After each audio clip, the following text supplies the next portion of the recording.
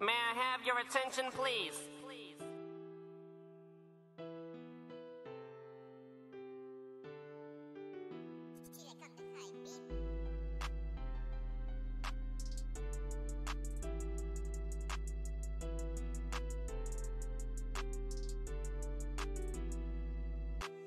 Marshall Bruce Mathers, IIIe, alias Eminem, est né le 17 octobre 1972 dans le Missouri.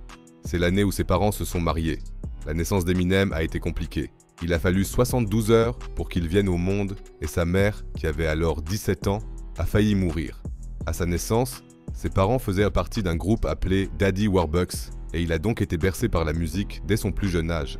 Mais son père, Marshall Bruce Mathers II, quitte la famille alors qu'Eminem est encore enfant. Sa mère, Deborah Ray, l'élève donc seule jusqu'à ce qu'elle tombe à nouveau enceinte et donne naissance à un demi-frère nommé Nate. Jusqu'à l'âge de 12 ans, ils font la navette entre Détroit et le Missouri, vivent chez des membres de la famille, puis finissent par s'installer à Détroit. Comme il déménage constamment, Eminem a du mal à se faire de nouveaux amis et devient un solitaire. Il fait aussi beaucoup de bêtises, est souvent victime d'intimidation et est même battu si violemment par un camarade de classe nommé D'Angelo Bailey qu'il est resté 5 jours dans le coma avec des hémorragies cérébrales. Après cet incident, la mère d'Eminem poursuit l'école en justice, mais la procédure est abandonnée. À 17 ans, il est finalement renvoyé de l'école parce qu'il a échoué pour la 3e fois en classe de 3e. Et sa relation avec sa mère se détériore de jour en jour. Il grandit dans un quartier où la population est majoritairement noire et, comme il est l'un des seuls blancs du quartier, il est souvent battu par les autres. Eminem ne pouvait faire confiance qu'à une seule personne, son oncle Ronnie, qui est malheureusement décédé en 1991. Ronnie est le demi-frère de sa mère, et c'est lui qui donne à Eminem son premier disque de hip-hop, Reckless d'Ice-T. Enfant déjà, Eminem était fasciné par les bandes dessinées et voulait devenir auteur de BD. Mais après avoir écouté Ice-T, le rap est devenu sa nouvelle passion.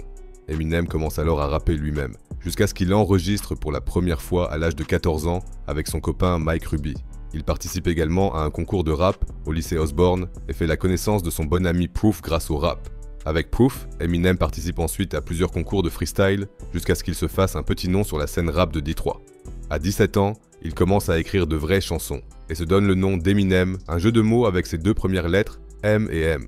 Grâce à toutes les battles de freestyle qu'il remporte souvent, il commence à gagner le respect de la communauté noire et est invité à participer aux premières émissions de radio.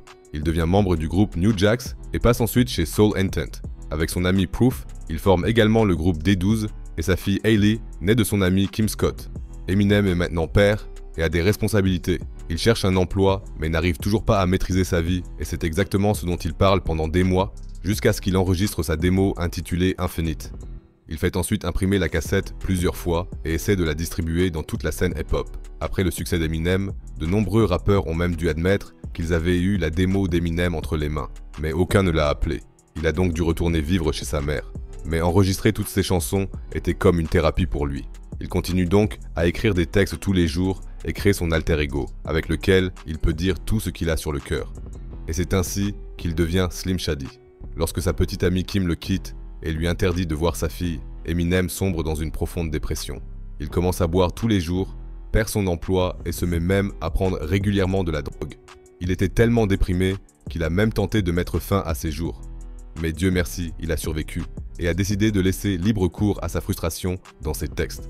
Et c'est exactement ce qu'il a fait en créant l'EP Slim Shady. Il prend également la compétition de plus en plus au sérieux et participe même en 1997 au concours de rap olympique. Il n'a pu y remporter que la 2e place. Mais le battle permet à Dean Geisinger d'Aftermath Records d'entendre Eminem en live. Il demande à Eminem une démo et Eminem lui donne le Slim Shady EP qui se retrouve le lendemain sur la table de Jimmy Iovine. Et Jimmy est tellement enthousiasmé par Eminem qu'il fait écouter l'EP à Dr. Dre. Ils invitent Eminem en studio et en quelques minutes, le premier tube My Name Is est né.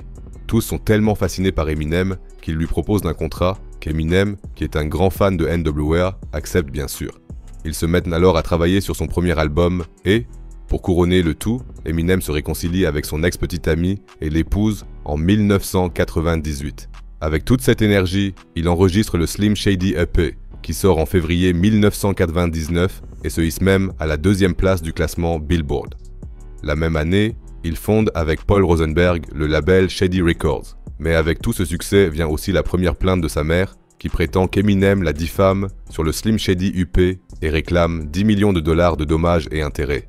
Mais ce n'est qu'un petit revers, car il a maintenant posé les bases et commence immédiatement à travailler sur son prochain album, le Marshall Mathers LP, qui sort en mai 2000. L'album se vend à près de 1,8 million d'exemplaires, rien que la première semaine. Il remporte également plusieurs prix et peut même ramener 3 Grammy à la maison. Et même si Eminem est poursuivi en justice par sa mère pour 10 millions de dollars, elle est quand même insultée de la pire des manières par Eminem dans le Marshall Mathers LP. En 2001, ils se sont mis d'accord devant le tribunal pour qu'Eminem ne paie que quelques milliers de dollars de dommages et intérêts au lieu des 10 millions demandés. Son camarade de classe, D'Angelo Bailey, qui a harcelé Eminem à l'école et qui a été insulté sur l'album Marshall Mathers LP, a également tenté de poursuivre Eminem en justice, mais sa plainte a été rejetée. En août 2000, Eminem est condamné à 2 ans de probation après avoir surpris sa femme avec un autre homme. Eminem a sorti une arme et a frappé l'homme, le laissant à l'hôpital. C'est pourquoi Eminem rappe également dans la chanson Kim, sur la façon dont il prend la vie de sa femme. Après une tentative de suicide de la part de sa femme, il divorce en octobre 2001. Elle poursuit Eminem en justice et veut obtenir la garde exclusive des filles. Mais Eminem se bat jusqu'à ce qu'il obtienne la garde de Hailey et de sa demi-sœur en 2003. En raison de tout ce stress personnel, il prend de plus en plus souvent des pilules et d'autres drogues pour pouvoir continuer à travailler. La même année, Eminem sort l'album Devil's Night avec son groupe D12 et part pour la légendaire tournée Up in Smoke. Pendant la tournée, il écrit déjà son prochain album The Eminem Show qui sort en mai 2002 et se vend à plus de 1,3 million d'exemplaires la première semaine. À ce jour, l'album s'est vendu à plus de 27 millions d'exemplaires dans le monde. Eminem réalise même son rêve en produisant notamment 2 morceaux pour l'album Loyal to the Game de Tupac et en jouant le rôle principal dans son film 8 Mile. On entend pour la toute première fois 50 Cent que Eminem a signé sur la bande originale du film. Et je pense que je n'ai pas besoin de vous dire à quel point 50 Cent a connu le succès. Bien que son succès ne cesse de grandir, Eminem est de moins en moins vu en public en raison de sa dépendance aux médicaments. Et après avoir sorti l'album Encore, il interrompt sa tournée Anger Management à cause de l'épuisement et est envoyé en thérapie en août 2005. Lorsqu'il est de nouveau libéré, il rechute malheureusement. Il continue néanmoins à écrire et sort un nouvel album en décembre 2005. Un mois plus tard, il épouse une seconde fois son ex-petite amie Kim. Mais à cause de sa dépendance aux médicaments, le mariage ne dure que 3 mois. En avril 2006, son meilleur ami Proof décède, ce qui explique pourquoi on ne voit plus Eminem en public. De plus, sa dépendance le rend souvent incapable d'écrire, si bien qu'en décembre 2006, il ne sort qu'un album de compilation avant d'être hospitalisé pour une overdose. Depuis 2007, Eminem tente de lutter contre sa dépendance et a réussi à rester clean depuis le 20 avril 2008. En 2009, il publie son premier livre intitulé The Way I Am. Je vous mets le lien vers le livre dans la description. Et après une longue pause, il se remet enfin à travailler sur un nouvel album intitulé Relapse, dans lequel il ressuscite le vieux Slim Shady. L'album devient l'album de rap le plus vendu de l'année et en juin 2010, le prochain album, Recovery, sort déjà. Des singles comme Where You Lee, qui s'est vendu à plus de 10 millions d'exemplaires, deviennent des tubes mondiaux que l'on peut encore entendre partout aujourd'hui. Depuis, il est reparti en tournée, sort constamment de nouveaux projets et remporte à nouveau de nombreuses récompenses. On le voit de nouveau plus souvent en public, il fait même de petites apparitions dans des films où en compose la bande originale. Il travaille à nouveau avec d'autres artistes de la scène rap et gagne à nouveau le respect de la scène avec l'album Kamikaze. Son dernier album, The Death of Slim Shady, sorti en 2024, s'est à nouveau classé numéro 1 aux États-Unis. Ainsi, tous les albums qu'Eminem a sortis, à l'exception de son premier album Slim Shady LP, ont atteint la première place. Et on peut dire sans se tromper qu'Eminem est l'un des rappeurs les plus populaires de tous les temps.